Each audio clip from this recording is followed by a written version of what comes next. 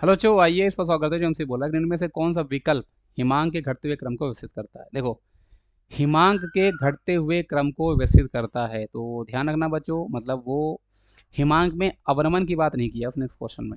मतलब जैसे हिमांक में अवनमन, हिमा निम्न में से कौन सा विकल्प हिमांक के घटते, मतलब ये क्या कर रहा है, एक विलयन की बात करता जा रहा है। तो बच्चों थोड़ा सा ये कंफ्यूजिंग क्वेश्चंस होते हैं, ये ध्यान रखना। आप ध्यान देखना कि निम्न में से कौन सा ज़्यादा अच्छा ये होगा कि आप यहाँ पे विलियन वर्ड हो जाए। निम्न में से कौन सा विलियन है ना, कौन सा विलयन विकल्प हिमांक के घटते हुए क्रम को विकसित करता है, तो ये ध्यान रखना। अब देखो, अगर वो हिमांक में अवरण पूछता है, हमारे पास फॉर्मूला क्या होता है बच्चों, delta T F equal to आपके पास i into K F into M होता है ना। एम मतलब मुललता है, यहाँ पे ध्यान रखना। के एफ तो कांस्टेंट होता है, तो आप डायरेक्टली बोल सकते हो कि अगर हिमांक में अवनमन आपको निकालना है तो डायरेक्टली प्रोपोर्शनल टू आप आई इंटू एम कर दो। मतलब जिसका आई इंटू एम ज़्यादा होगा पुग गुणांक, उसका हिमांक में अवनमन वहाँ पे ज़्यादा हो जाएगा। लेकिन कई बार आपके पास क्वेश्चन में हमारे पास क्या होता है बच्चों कि वो आपसे विलियन का पूछ रहा है। देखो, डेल्टा टी एफ आपके पास क्या होता है, ये आपको पता है बच्चों। वो आपके पास क्या होता है, जो आपके पास शुद्ध विलायक होगा उसका जो फ्रीजिंग पॉइंट होगा, माइनस सोल्यूशन का आपके पास फ्रीजिंग पॉइंट होगा। अब देखो, मैं यहाँ पे इसको फॉर्मूले में रख रहा हूँ। तो फॉर्मूले में आपके पास हमारे पास विलायक का फ्रीजिंग पॉइंट माइनस सोल्यूशन का freezing point is equal to आपके पास बच्चों हमारे पास आई के एफ इंटू एम बनता है। तो यहाँ से सोल्यूशन का जो आपके पास फ्रीजिंग पॉइंट होगा बच्चों, उसका स्टेटमेंट निकल के आएगा डेल्टा टी एफ। देखो, आप चाहो तो इसको रट भी सकते हो, मैं आपको समझाने की कोशिश कर रहा हूँ। ये आपके पास निकल के आ गया। अब ये जो है बच्चों, ये तो फिक्स ही रहता है। जैसे आपके पास मान लो जलीय विलयन है, तो जलीय विलयन जनरली है कि निम्न में से कौन सा, आप इसको जलीय विलयन ले लो ज़्यादा एक्यूरेट करने के लिए, जलीय विलयन। तो जलीय विलयन अगर हमारे पास है बच्चों, तो ऑब्वियस ही बात है, ये तो जनरली नहीं होगा तो वही मानोगे, तो 0 डिग्री से तो फिक्स होगा। अब आप एक फिक्स वैल्यू में इनको माइनस कर रहे हो, तो ये कम, देखो इससे ये कम होता चला जाएगा।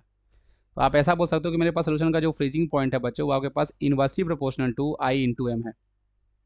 क्योंकि आई इंटू एम जितना ज़्यादा होगा आपकी वैल्यू उतनी कम होती चली जाएगी। और हमें ज़्यादा वैल्यू कब होगी, जब आई इंटू एम का गुणांक आपके पास बच्चों कम होगा। क्योंकि जीरो में से आप एक कांस्टेंट वैल्यू में से चीज़ों को माइनस कर रहे हो, तो माइनस करोगे तो इनकी वैल्यू जितनी ज़्यादा होती जाएगी तो सोल्यूशन का फ्रीजिंग पॉइंट उतना कम होता जाएगा। तो ऐसा करके सॉल्व करना होता है।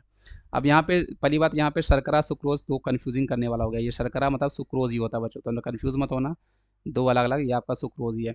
अब आप सभी के लिए बच्चों आई इंटू एम निकाल के देखो, जिसका आई इंटू एम जितना कम होगा उतना। अब आई कैसे निकालोगे, तो जहाँ पे जैसे दिया नहीं है, आप आयनाइज कर दो। जैसे आपके पास के एन ओ थ्री है, ये जब आयनाइज होगा तो आपको ये K plus N O three minus ऐसे आयनाइज देगा, तो यहाँ पे आपके पास आई की वैल्यू 2 हो जाएगी। देखो, आई जब कभी भी क्वेश्चंस में आपको अल्फा ना दिया हो, तो आप अल्फा को 1 और 100% मान लेते हो, तो उस केस में आपके पास जो आई होगा वो नंबर ऑफ आयन हो जाता है।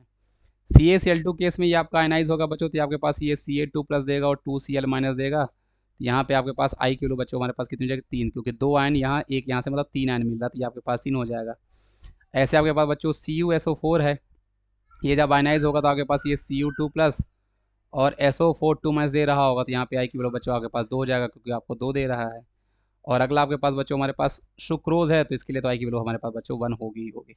तो अब आप सभी का मल्टीप्लाई करके देख लो, जैसे इसका कितना होता है, ये आपके पास 2 है, इसका कंसंट्रेशन 0.05 है, तो ये आपके पास कितना हो जाएगा मल्टीप्लाई करने पे 0.1। सी ए सी एल टू का 0.04 है, इसको आप मल्टीप्लाई बाय बच्चों क्या कर दो, 2 कर दो, सॉरी 3 करोगे, ये 3 से मल्टीप्लाई करो, 3 चौको 12, मतलब 0.12 आएगा। अगला आपके पास जैसे हमारे पास कॉपर सल्फेट बच्चों 0.075 है, इंटू आप यहाँ पे 2 करोगे, तो ये 2 पंचे 10, तो 0.150 आपके पास ये आएगा। और जो आपके पास शर्करा है उसका 0.140 है, उसका मुलरता इंटू 1 करोगे तो 0.14 जाएगा।